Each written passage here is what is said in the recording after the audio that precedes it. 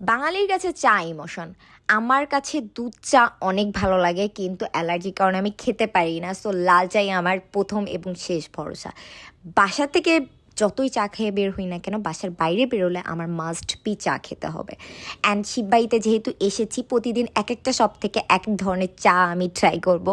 তো আগের দিনও চা খেয়েছিলাম। আমি সবসময় র মেকার থেকেই চা খেয়ে থাকি, কারণ ওইখানের প্রতিটা চা আমার কাছে খুবই ভালো লাগে, অথেন্টিক লাগে অনেক। কিন্তু আজ ভাবলাম একটু ভ্যারাইটি ট্রাই করা যাক। তো অন্য একটা শপে চলে আসলাম। এই শপটার নাম অ্যাকচুয়ালি এক্স্যাক্টলি মনে নাই। তো এখানে মাল্টা চা পাওয়া যাচ্ছিলো, দুধ চা পাওয়া যাচ্ছিলো, নানা রকমের চা ছিল। আমি আদা অ্যান্ড লবঙ্গ দিয়ে একটা লাল চা অর্ডার করলাম, যেটা বলেছিলাম একদমই হালকা দিতে অ্যান্ড চিনি বেশি। অ্যান্ড আমার হাজব্যান্ড অলওয়েজ সে যেটা খায় একদম কড়া চা উইদাউট সুগার একদম। তো আমরা অর্ডার করে দিলাম, বাট ব্যাপার হচ্ছে আমি মানে একটু ডিসঅ্যাপয়েন্ট হয়েছি, কারণ তাদের চার টেস্টটা ওরকম ভালো ছিল না।